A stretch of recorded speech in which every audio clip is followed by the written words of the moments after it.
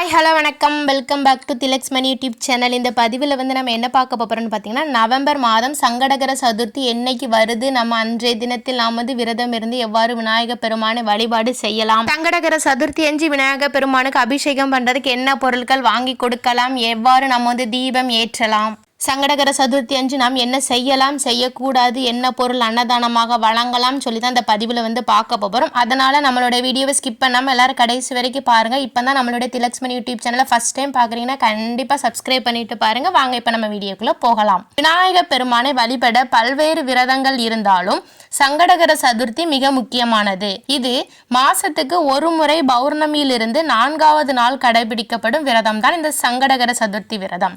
ஹர என்றால் அழித்தல் என்று பொருள். சங்கடங்கள் அனைத்தையும் அழிக்கும் வல்லமே சங்கடகர சதுர்த்தி விரதத்துக்கு உண்டு.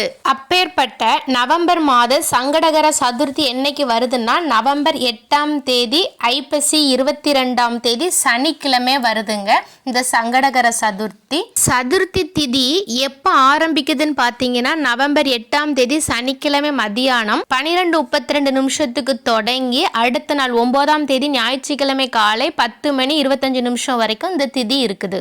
இந்த சங்கடகர சதுர்த்தி அன்று நிச்சயமாக நீங்கள் வந்து விரதம் இருந்து விநாயகர் பெருமானை வழிபட்டால் பரிபூர்ணமான அருள் கிடைக்கும். எல்லா விதமான சங்கடங்களும் துன்பங்களும் நீங்கி மகிழ்ச்சியான வாழ்வு ஏற்படும் என்பதில் வந்து எந்த விதமான மாற்று கருத்துமே கிடையாது.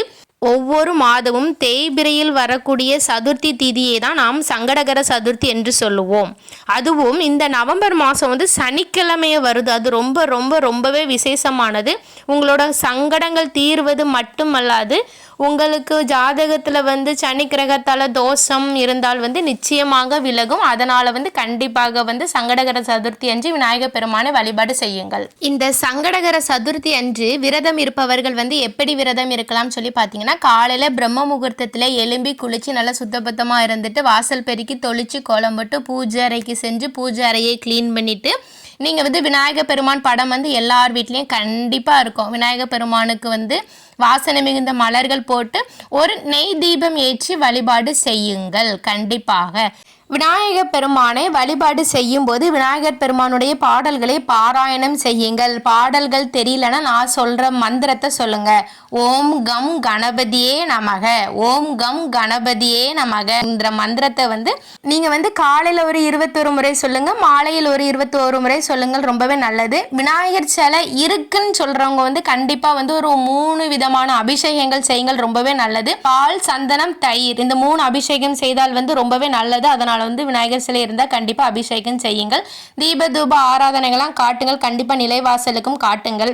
விரதம் இருப்பவர்கள் கண்டிப்பாக மாலை நேரத்தில் தான் விரதத்தை முடிக்க வேண்டும். சந்திர தரிசனம் முடித்து பின்பு வந்து விநாயகர் பெருமானை வழிபாடு செய்து விட்டு தான் விரதத்தை முடிக்க வேண்டும். விரதம் இருப்பவர்கள் பகலில் நிச்சயமாக தூங்கவே கூடாது. யாரும் மறந்துடாதீங்க. பெரும்பாலும் வந்து சங்கடகர சதுர்த்தி அன்று விநாயகர் கோவிலில் வந்து மாலை நேரத்தில் வந்து ஹோமங்கள் நடைபெறும். அது வந்து ரொம்பவே நல்லா இருக்கும். முடிஞ்சவங்க வந்து போய் கண்டிப்பாக கலந்துக்கிடுங்க. அது அன்றைய தினத்தில் விநாயகர் பெருமானுக்கு பல்வேறு விதமான அபிஷேகங்கள் செய்வாங்க. நீங்கள் வந்து அபிஷேகம் செய்கிறதுக்கு வந்து தயிர் வாங்கி கொண்டு கொடுங்கள். இந்த நவம்பர் மாத சங்கடகர சதுர்த்தி அன்று ரொம்பவே நல்லது. கண்டிப்பாக வந்து அன்னைக்கு வந்து அன்னதர்மம் வழங்க முடிஞ்சவங்க வந்து கண்டிப்பாக வந்து ஒரு 7 பேருக்காவது வந்து அன்னதர்மம் வழங்குங்கள். உங்கள் குடும்பத்தில் உள்ள வறுமைகள் அத்தனையும் நீங்கும். இவ்வாறாக நாம் சங்கடகர சதுர்த்தி அன்று விநாயகர் பெருமானை வணங்குவதால் நமக்கு வந்து என்ன பலன் கிடைக்குன்னு பார்த்தீங்கன்னா, நம்ம குடும்பத்தில் உள்ள கஷ்டங்கள் கவலைகள் எல்லாமே நீங்கும், கடன் பிரச்சனை நீங்கும், செல்வ வளம் பெருகும். அதனால் வந்து கண்டிப்பாக வந்து விநாயகர் சதுர்த்தி அன்று விநாயகர் பெருமானை வழிபாடு செய்யுங்கள். ஓகே ஃப்ரெண்ட்ஸ், இந்த வீடியோ உங்கள் எல்லாத்துக்கும் பிடிச்சிருக்கும்னு நினைக்கிறேன். கண்டிப்பாக உங்கள் ஃப்ரெண்ட்ஸ் அண்ட் ஃபேமிலிக்கு ஷேர் பண்ணுங்கள், லைக் பண்ணுங்கள், சப்ஸ்கிரைப் பண்ணுங்கள். உங்கள் எல்லாருக்குமே விநாயகர் பெருமானுடைய அருள் பரிபூரணமாக கிடைக்கும். தேங்க்யூ ஃபார் யுவர் வாட்சிங். இனி அடுத்து இதே மாதிரி ஒரு நல்ல பதிவில் சந்திக்கலாம். நன்றி, வணக்கம்.